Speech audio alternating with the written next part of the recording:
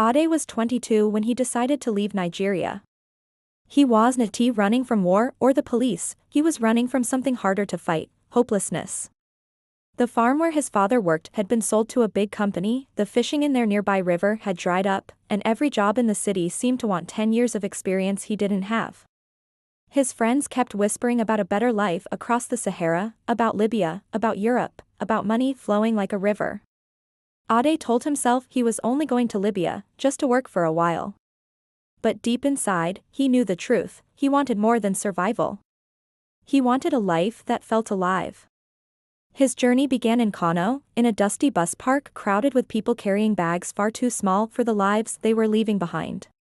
Men in leather jackets moved between the travelers, whispering deals to take them north.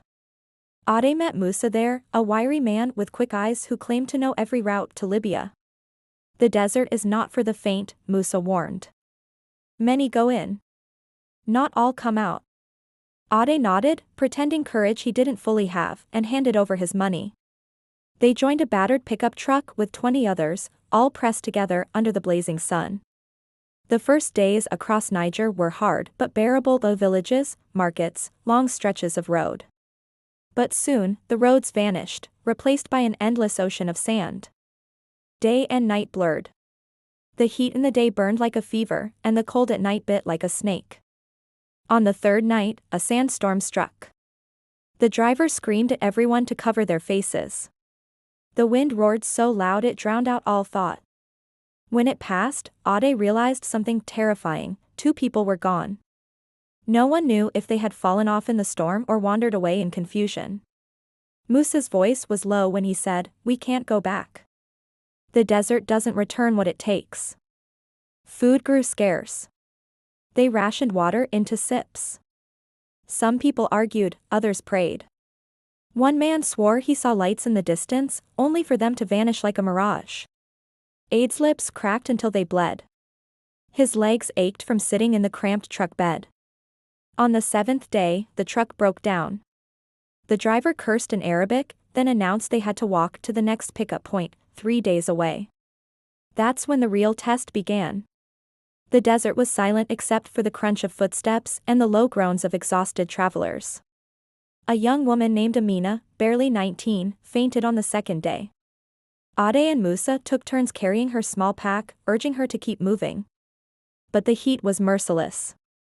On the 3rd afternoon, with the sun sinking, they stumbled upon something unexpected. Half buried in the sand was a wrecked military truck, rusted and ancient.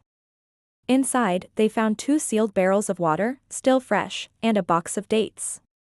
It felt like a miracle. They rested there for the night, drinking carefully, sharing stories under a sky so full of stars it made Ade's heart ache. But the desert wasn't done testing them. The next morning, gunshots cracked in the distance.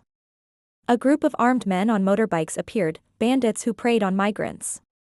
Musa whispered, "Do not run. They will chase." The bandits demanded money, phones, anything of value. When they found nothing left to take, they argued among themselves, deciding whether to leave or take someone. Ade felt ice in his veins when one of them pointed at Amina. Musa stepped forward, speaking rapidly in Hausa. Somehow, miraculously, the men laughed and sped away, leaving only tire marks in the sand. Musa never explained what he said. 2 days later, they reached the Libyan border, a barren outpost of crumbling walls and tired soldiers. Ade expected to feel triumph, but instead, he felt hollow. The desert had taken pieces of him: trust, innocence, the belief that life was fair. Musa clapped him on the back and said, "You made it. Now the real journey begins." Ade looked back once, at the endless sands, knowing he would carry their memory forever. He didn't know if he would reach Europe or if Libya would be his final stop. But he knew one thing: he had walked through the belly of the desert and lived. And somewhere, in that survival, was the first step toward tomorrow. Dear viewers, what lessons did you take away from this dramatic tale? We'd love to hear your thoughts in the comments below if you enjoyed the story. Give us a thumbs up, share it with friends, and hit that subscribe button. Don't forget to turn on notifications so you never miss out on our latest stories. Thanks for watching and stay blessed.